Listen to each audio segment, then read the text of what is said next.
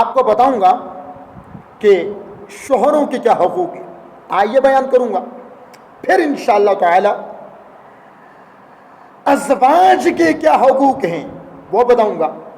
تو قرآن مجید فرقان حمید میں اللہ تعالیٰ نے ارشاد فرمایا الرجال قوامون علی النساء، اللہ تعالیٰ نے مردوں کو منتظم بنایا ہے عورتوں پر۔ آپ دیکھتے ہیں اتنی بڑی سلطنت ہے تو اس کا منتظم اعلیٰ ایک خدا ہے، اور قرآن مجید میں ہے اگر ایک سے زیادہ خدا ہوتے تو یہ سارا نظام جو تباہ و برباد ہو جاتا۔ ایسے ہی کوئی سلطنت ہو تو اس کے دو سربراہ نہیں ہوتے، اس کا بھی ایک ہی سربراہ ہوتا ہے۔ اور ایسے ہی یہ جو گھر ہے جس میں آدمی رہتا ہے اس میں اس کے بچے ہوتے ہیں، اس کی بچیاں ہوتی ہیں، اس کی بیوی ہوتی ہے، اس کے اہل و عیال ہوتے ہیں، وہ چھوٹی سی اس کی سلطنت ہوتی ہے۔ تو اس کا سربراہ اللہ تعالیٰ نے مرد کو بنایا ہے۔ اور صحیح بخاری مسلم کی مشہور اور معروف حدیث پاک ہے کہ کلکم راعی، تم میں سے ہر ایک آدمی نگران ہے، وہ کلکم مسئول عن رعیتہ، ہر ایک سے اس کی نگرانی کے بارے میں سوال کیا جائے گا۔ فرمایا بادشاہ وہ عوام پر نگران ہے، اس سے اس کی رعایا کے بارے میں سوال کیا جائے گا۔ اور ایسے ہی آدمی اپنے گھر پر نگران ہے، اس سے سوال کیا جائے گا کہ اس کے پاس کتنے نگران، کتنے اچھے کام کیے اور نگرانی کو بطریق احسن نبھایا یا نہیں۔ اور ایسی عورت اپنے شوہر کے گھر اور شوہر کے مال کی نگرانی۔ تو امام الانبیاء صلی اللہ علیہ وسلم کے غلاموں، تو گھر کا منتظم نگران اللہ تعالیٰ نے مرد کو بنایا ہے، عورت کو نہیں بنایا۔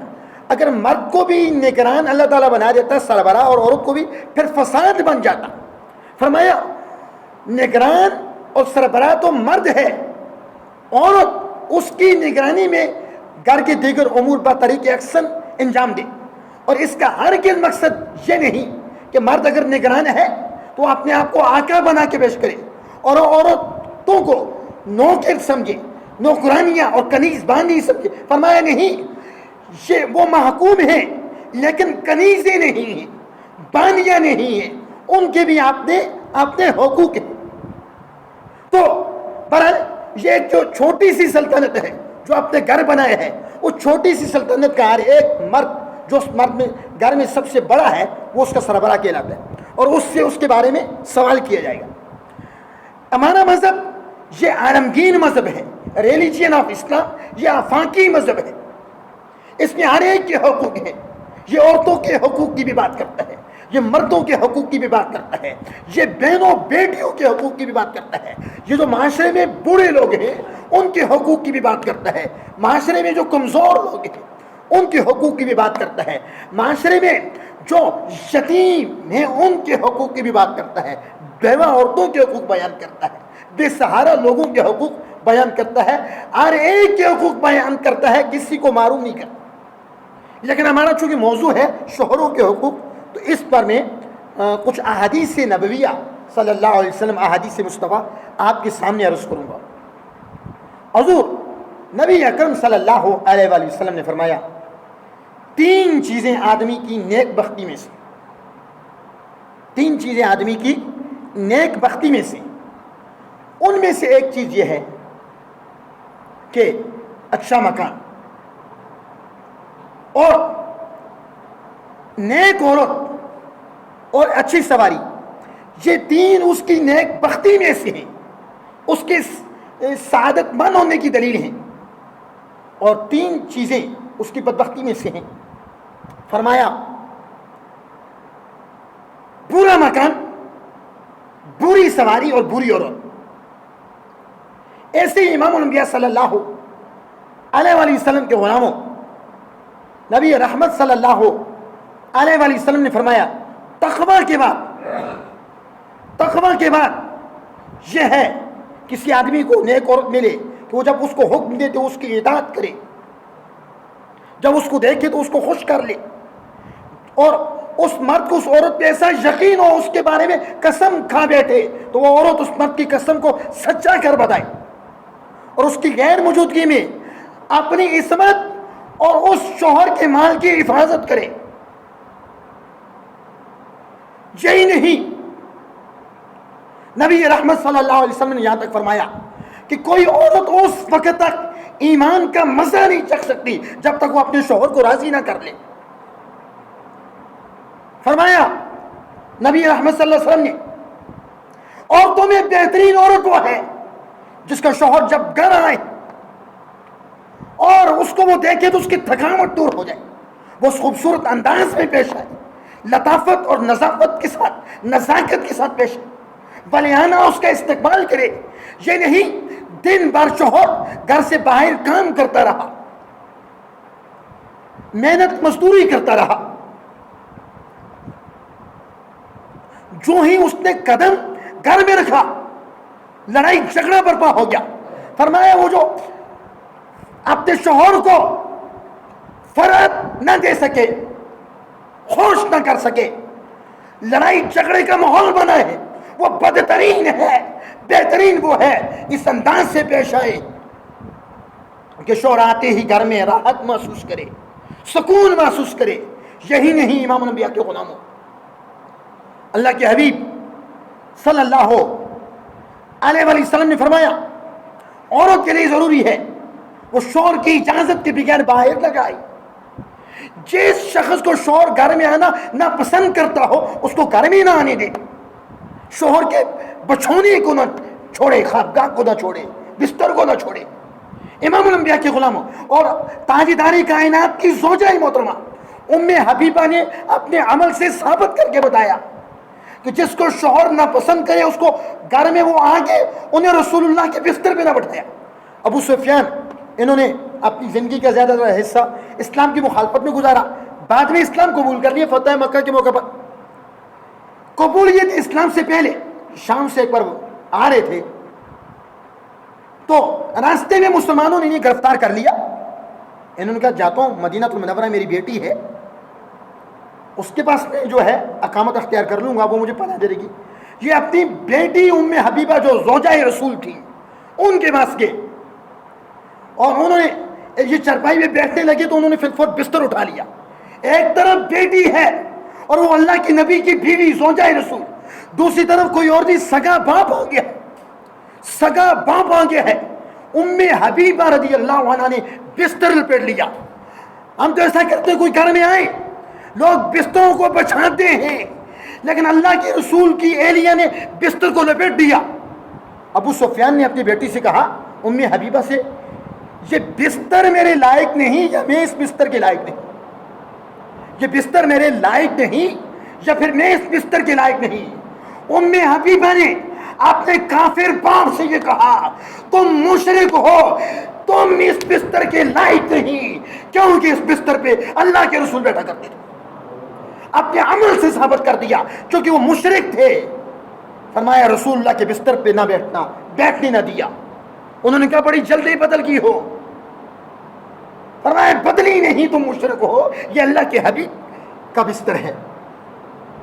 امام الانبیاء کے غلام۔ پھر ایک حدیث میں آیا کسی عورت کو اس کا شوہر بلائیں، وہ نہ آئے بغیر کسی شرعی عذر کے، فرمایا اللہ کے فرشتے اس پر لعنت بھیجتے رہتے ہیں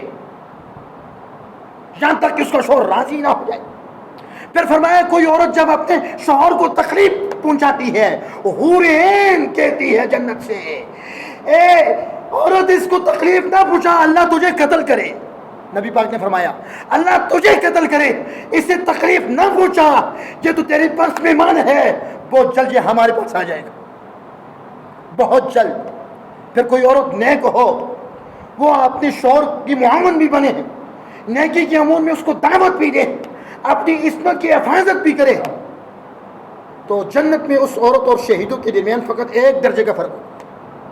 اور اگر اس کا شوہر بھی نیک ہے تو جنت میں بھی وہ اسی شوہر کی بیوی ہوگی۔ اگر شوہر اس کا نیک نہیں تو شہداء میں سے کسی ایک کی اس کو بیوی بنا دیا جائے گا، شہداء میں سے کسی ایک کی اس کو بیوی بنا دیا جائے گا۔ یہی نہیں، رحمت کونین صلی اللہ علیہ وآلہ وسلم کے غلاموں، اللہ کے حبیب نے اس قدر حقوق کو بیان کیا کہ اللہ کے حبیب نے فرمایا آدمی پر سب سے زیادہ حق اس کی ماں کا ہے۔ کس کا ہے؟ ذرا سارے اونچا بولیں، آدمی پر سب سے زیادہ حق اس کی ماں کا ہے اور عورت پر سب سے زیادہ حق مردوں میں اس کے شوہر کا. عورت پر سب سے زیادہ حق مردوں میں اس کے شوہر کا ہے. ایک حدیث میں آیا اللہ اس عورت کی عبادت کو قبول نہیں کرتا جس عورت سے اس کا شوہر ناراض ہو. اس کی عبادت قبول نہیں ہوتی. اور تو اور اللہ کے حبیب نے اس قدر حقوق کو بیان کیا, فرمایا کوئی عورت اگر اس کا شوہر گھر میں موجود ہے اس کی اجازت کے بغیر نفلی روزے بھی نہیں رکھ سکتی. نفلی روزے, فرمایا روزے رکھنا اللہ کی عبادت ہے اور نوافل اور نفلی روزوں کے ذریعے, نوافل اور نفلی روزوں کے ذریعے بندہ اللہ کے قریب ہو جاتا ہے. لیکن فرمایا کوئی عورت اس کا شوہر گھر میں موجود ہو وہ اس کی اجازت کے بغیر نفلی روزے بھی نہیں رکھ سکتی. اس کو اجازت ہی نہیں دی, اجازت نہیں. اللہ کے حبیب نے اجازت نہیں دی, شریعت مصطفیٰ نے اجازت نہیں دی.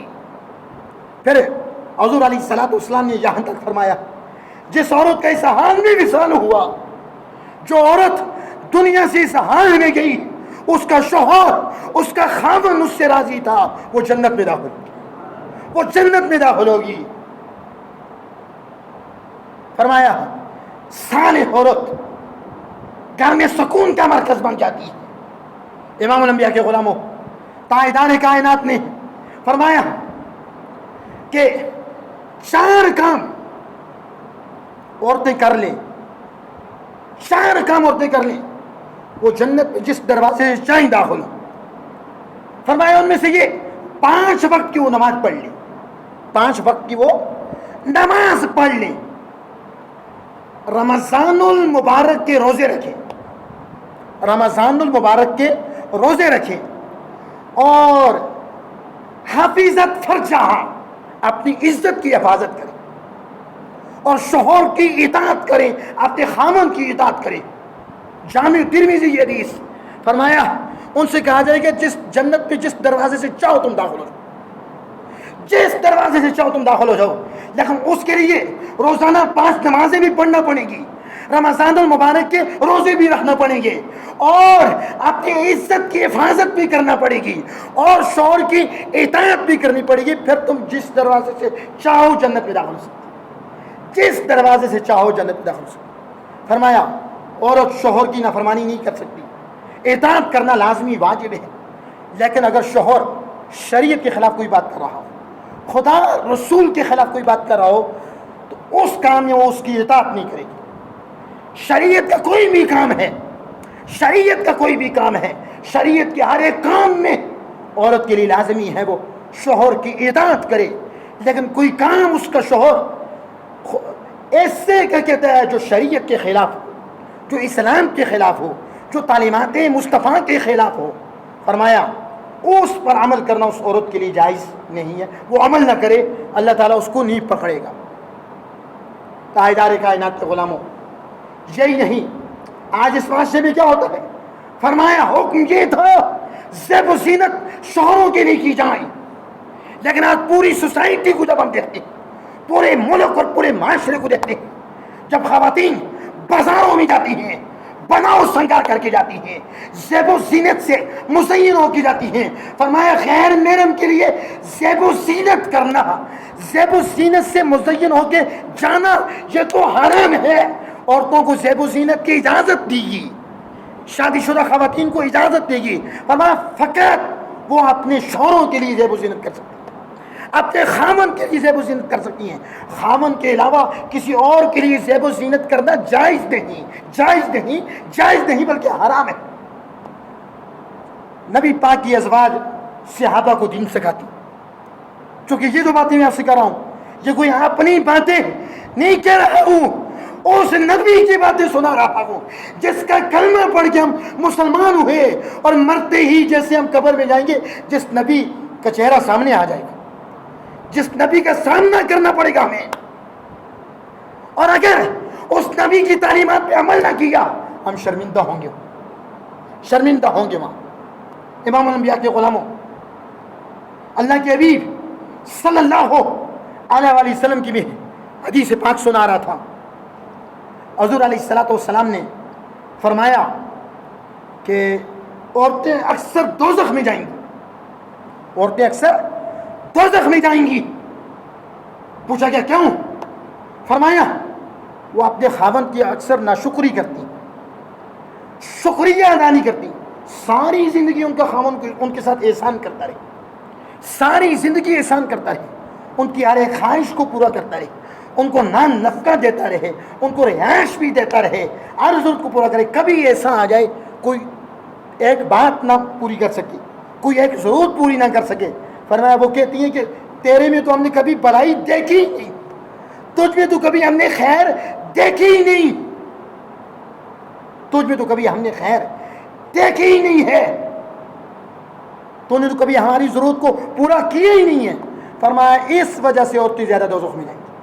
فرمایا شکریہ ادا کرو، جس حال میں بھی تمہیں رکھے تم شکریہ ادا کرو، نہ شکری نہ کرو.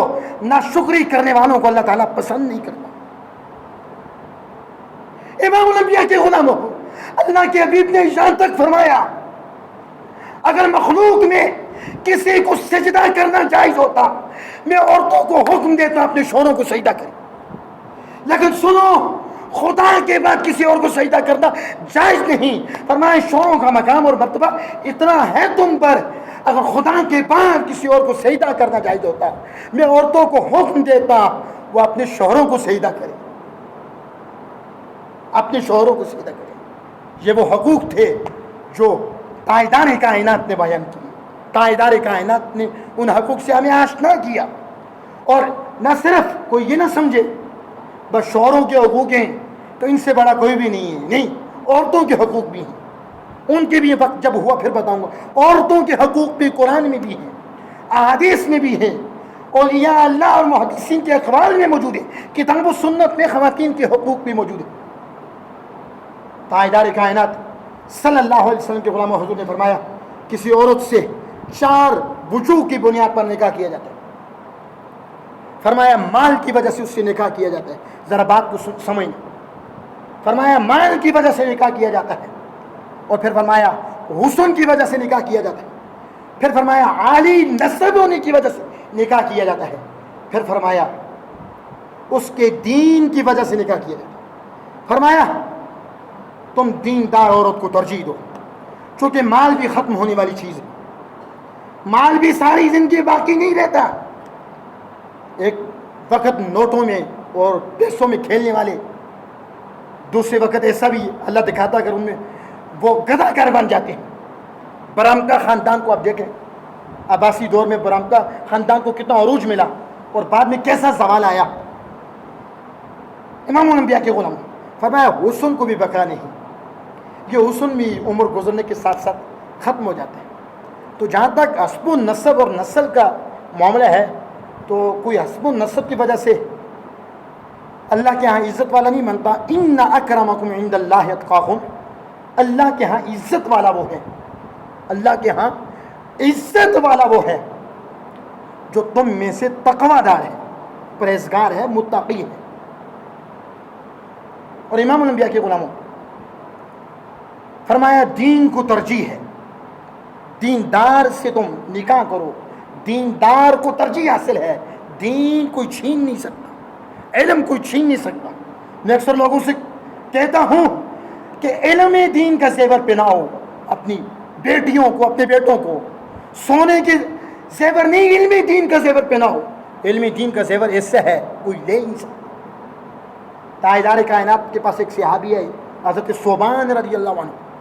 یا رسول اللہ، میں اگر کچھ اس سے خالق کائنات سے مانگنا چاہوں تو کیا مانگوں، کیا مانگوں؟ اللہ کے حبیب صلی اللہ علیہ وآلہ وسلم نے فرمایا تم خدا سے مانگنا چاہو تو شکر کرنے والا دل مانگو، شکر کرنے والا دل مانگو، ذکر کرنے والی زبان مانگو، اور صالح عورت مانگو. 3 چیزیں مانگ لو. 3 چیزیں مانگنے کا مشورہ اللہ کے حبیب صلی اللہ علیہ وآلہ وسلم نے دیا. آج کے اس دور میں اگر اپنی زندگی میں سکون چاہتے ہو تو ہماری بہنوں بیٹیوں کو، ہماری ماں بہنوں بیٹیوں کو سیرت فاطمہ پڑھنی، سیدہ فاطمہ کی زندگی کو پڑھ کے ان کے مطابق زندگی گزارنی ہوگی. سیدہ عائشہ صدیقہ رضی اللہ عنہ کی زندگی کو پڑھ کے ان کے مطابق اپنی زندگی گزارنی. سیدہ ام کلثوم، سیدہ رقیہ، سیدہ زینب، حضرت مریم، حضرت حاجرہ، حضرت سارہ، حضرت اماں حوا کی زندگیوں کو پڑھ کے ان کی زندگیوں کے مطابق جب آپ اپنی زندگی کو گزاریں گے تو آپ کی زندگی میں سکون آ جائے گا، بے سکونی ختم ہو جائے گی، بے چینی ختم ہو جائے گی. اور ایک اور مسئلہ فرمایا، عورت کے لیے جائز نہیں ہے کہ نرم لہجے میں غیر محرم سے بات کرے. صحابہ کرام حضور کی ازواج کے پاس دین سیکھنے آتے. کتنی بڑی عالمہ تھیں حضرت عائشہ صدیقہ، کتنی بڑی عالمہ تھی حضرت فاطمہ الزہرا رضی اللہ عنہ. ان کے پاس صحابہ دین سیکھنے آتے. یہ اس انداز سے بیعت کرتی تھی، بات میں لچک نہیں ہوتی تھی، سختی ہوتی تھی.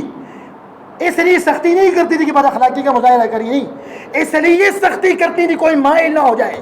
فرمایا عورتیں اگر کسی غیر محرم سے بات کرنے کی نوبت آئی جاتی ہے، کوئی ضرورت پڑی جاتی ہے، نرم لہجے میں بات نہ کریں، کہیں اس کے خیالات بدل نہ جائیں، کہیں وہ برے خیالات کی طرف مائل نہ ہو جائے. فرمایا لہجے میں سختی رکھیں. جب تم کسی غیر محرم سے کلام کر رہی ہو، لہجے میں لچک نہیں ہونی چاہیے، لہجے میں نرمی نہیں ہونی چاہیے، لہجے میں سختی ہونی چاہیے. اس سختی کی وجہ سے فرمایا غیر محرم آپ کی طرف مائل نہیں ہوگا.